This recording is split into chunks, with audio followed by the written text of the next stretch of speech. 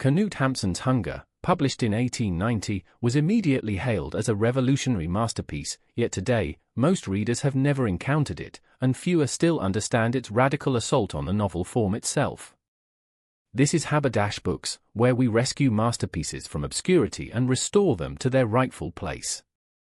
Hunger didn't fade because it wasn't brilliant, it vanished because its stream of consciousness narrative, its portrayal of mental degradation, and its sheer formal strangeness were so far ahead of literary convention that generations simply didn't know how to read it. Subscribe and email hello@haberdashbooks.com to claim any full audiobook from our catalogue free, MP3 download yours to keep, plus the EPUB when available. Hit subscribe and YouTube will bring you a new forgotten classic every single day. Knut Hamsun arrived in Norwegian literary culture during the 1880s with a force that rewrote what fiction could do. Hunger, his 1890 debut novel, was celebrated by critics across Scandinavia and Europe as a work of genuine genius, a psychological labyrinth that predated Proust, Joyce, and the entire modernist movement by years. He would go on to win the Nobel Prize in Literature in 1920, the first Norwegian to receive the honor. Yet Hunger itself became a victim of its own modernity. The Norwegian language limited its readership, and English translations were spotty and often poorly rendered. More damaging still was Hamsun's catastrophic embrace of fascism in the 1930s and 1940s, a betrayal so profound that it poisoned his entire legacy in the West. English readers largely abandoned him, and Hunger, the work that should have secured his immortality, sank into obscurity alongside his name. What remains is a novel of preternatural psychological insight, a descent into the mind of a starving writer in Oslo, where hunger becomes not plot but consciousness itself, fragmenting thought and reality. Recovering Hamsun now means separating the artist from the man, and recognizing that Hunger remains one of modernism's most radical achievements, a work that speaks directly to anyone who has ever felt untethered from the world. If you've loved the psychological intensity of Dostoevsky's Crime and Punishment, the stream of consciousness innovation of early Joyce, or the existential bleakness of Camus, then Knut Hamsun's Hunger is exactly what you've been looking for. The complete audiobook is at haberdashbooks.com. Subscribe and email hello@haberdashbooks.com with the subject "A Lost Library Pass" to claim any full audiobook from our catalogue free, MP3 yours to keep, EPUB included when available. Refer a friend who subscribes and you both get another free audiobook. The link is in the description.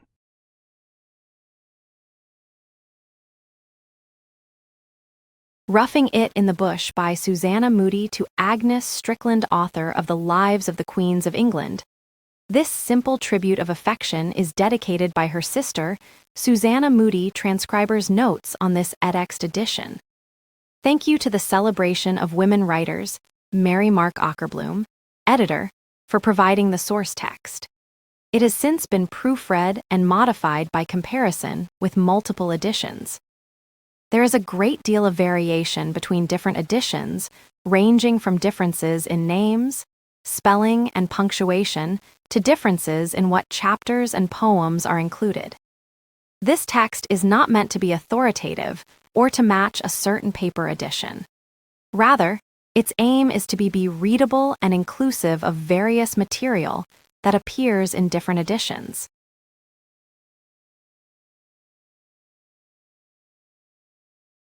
Contents Introduction to the third edition, A Visit to Grosse Isle Roman II, Quebec Roman III, Our Journey Up the Country Roman IV, Tom Wilson's Emigration, v. Our First Settlement, and the Borrowing System vi Old Satan, and Tom Wilson's Knows Roman VII Uncle Joe, and his family Roman VIII John Monaghan Roman IX Phoebe R. and our second moving ex Brian. The Still Hunter Roman XI, the Charivari Roman XII, the Village Hotel Roman XIII, the Land Jobber Roman XIV, A Journey to the Woods Roman XV, the Wilderness, and our Indian Friends Roman XVI, Burning the Fallow Roman XVII, our Logging Bee Roman XVIII, A Trip to Stony Lake Roman XIX, the Oud Dragoon, Roman XX, Disappointed Hopes Roman XXI, The Little Stumpy Man Roman XXII, The Fire Roman XXIII, The Outbreak Roman XXIV, The Whirlwind Roman XXV, The Walk to Dummer Roman XXVI, A change in our prospects Roman 27. Adieu to the Woods Roman 28 Canadian Sketches Appendix A. Advertisement to the 3rd edition Appendix B Canada. A contrast appendix C. Jeannie Burns.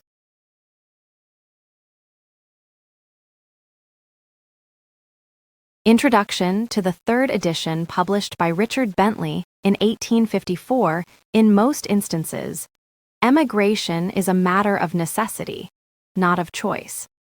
And this is more especially true of the emigration of persons of respectable connections or of any station or position in the world. Few educated persons, accustomed to the refinements and luxuries of European society, ever willingly relinquish those advantages and place themselves beyond the protective influence of the wise and revered institutions of their native land, without the pressure of some urgent cause. Emigration may, indeed, generally be regarded as an act of severe duty, performed at the expense of personal enjoyment and accompanied by the sacrifice of those local attachments which stamp the scenes amid which our childhood grew, in imperishable characters, upon the heart. Nor is it until adversity has pressed sorely upon the proud and wounded spirit of the well-educated sons and daughters of old but impoverished families, that they gird up the loins of the mind and arm themselves with fortitude to meet and dare the heart-breaking conflict. The ordinary motives for the emigration of such persons may be summed up in a few brief words: the emigrant's hope of bettering his condition and of escaping from the vulgar sarcasms too often hurled at the less wealthy by the purse-proud, commonplace people of the world. But there is a higher motive still, which has its origin in that love of independence which springs up spontaneously in the breasts of the high-souled children of a glorious land. They cannot labor in a menial capacity in the country where they were born and educated to command. They can trace no difference between themselves and the more fortunate individuals of a race whose blood warms their veins and whose name they bear. The want of wealth alone places an impassable barrier between them and the more favored offspring of the same parent stock. And they go forth to make for themselves a new name and to find another country, to forget the past and to live in the future, to exult in the prospect of their children being free and the land of their adoption great. The choice of the country to which they devote their talents and energies depends less upon their pecuniary means than upon the fancy of the emigrant or the popularity of a name. From the year 1826 to 1829, Australia and the Swan River were all the rage. No other portions of the habitable globe were deemed worthy of notice. These were the El Dorados and lands of Goshen to which all respectable emigrants eagerly flocked. Disappointment, as a matter of course, followed their high-raised expectations. Many of the most sanguine of these adventurers returned to their native shores in a worse condition than when they left them. In 1830, the great tide of emigration flowed westward. Canada became the great landmark for the rich in hope and poor in purse. Public newspapers and private letters teemed with the unheard-of advantages to be derived from a settlement in this highly favored region. Its salubrious climate, its fertile soil, commercial advantages, great water privileges, its proximity to the mother country, and last, not least, its almost total exemption from taxation, that bugbear which keeps honest John Bull in a state of constant ferment, were the theme of every tongue, and lauded beyond all praise. The general interest, once excited, was industriously kept alive by pamphlets, published by interested parties, which prominently set forth all the good to be derived from a settlement in the backwoods of Canada, while they carefully concealed the toil and hardship to be endured in order to secure these advantages. They told of lands yielding 40 bushels to the acre, but they said nothing of the years when these lands, with the most careful cultivation, would barely return 15. When rust and smut, engendered by the vicinity of damp overhanging woods, would blast the fruits of the poor emigrant's labor and almost deprive him of bread. They talked of log houses to be raised in a single day, by the generous exertions of friends and neighbors, but they never ventured upon a picture of the disgusting scenes of riot and low debauchery exhibited during the raising, or upon a description of the dwellings when raised dens of dirt and misery, which would, in many instances, be shamed by an English pigsty. The necessaries of life were described as inestimably cheap, but they forgot to add that in remote bush settlements, often 20 miles from a market town, and some of them even that distance from the nearest dwelling, the necessaries of life which would be deemed indispensable to the European could not be procured at all, or, if obtained, could only be so by sending a man and team through a blazed forest road process, far too expensive for frequent repetition. Oh, ye dealers in wild landsy speculators in the folly and credulity of your fellow, men, what a mass of misery, and of misrepresentation productive of that misery, have ye not to answer for? You had your acres to sell, and what to you were the worn-down frames and broken hearts of the infatuated purchasers? The public believed the plausible statements you made with such earnestness, and men of all grades rushed to hear your hired orators declaim upon the blessings to be obtained by the clearers of the wilderness. Men who had been hopeless of supporting their families in comfort and independence at home thought that they had only to come out to Canada to make their fortunes, almost even to realize the story told in the nursery, of the sheep and oxen that ran about the streets, ready roasted, and with knives and forks upon their backs. They were made to believe that if it did not actually rain gold, that precious metal could be obtained, as is now stated of California and Australia, by stooping to pick it up. The infection became general. A Canada mania pervaded the middle ranks of British society.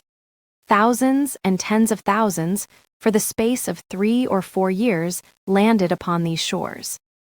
A large majority of the higher class were officers of the Army and Navy, with their families a class perfectly unfitted by their previous habits and education for contending with the stern realities of emigrant life.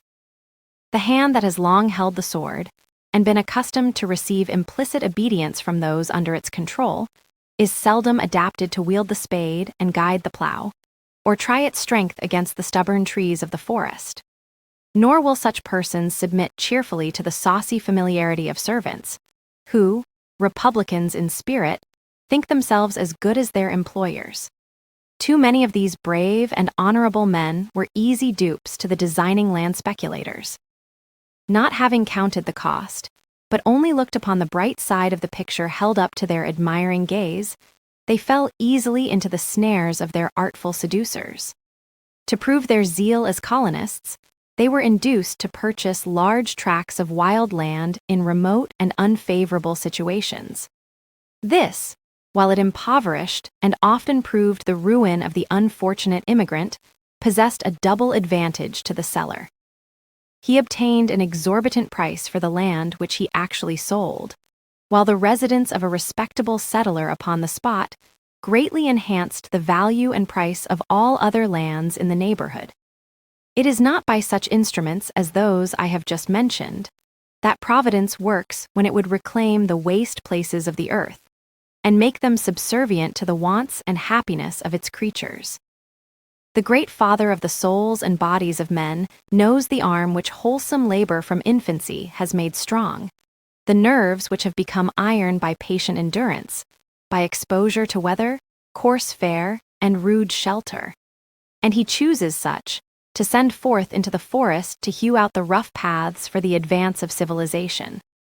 These men become wealthy and prosperous, and form the bones and sinews of a great and rising country. Their labor is wealth, not exhaustion, its produce independence and content, not homesickness and despair. What the backwoods of Canada are to the industrious and ever-to-be-honored sons of honest poverty, and what they are to the refined... That's where Chapter 1 ends, and Hamsun's descent has only just begun. The psychological fracturing, the hunger that becomes philosophy, the dissolution of the self, it all deepens from here. Subscribe, claim your free Lost Library audiobook, and the complete audiobook is waiting at haberdashbooks.com.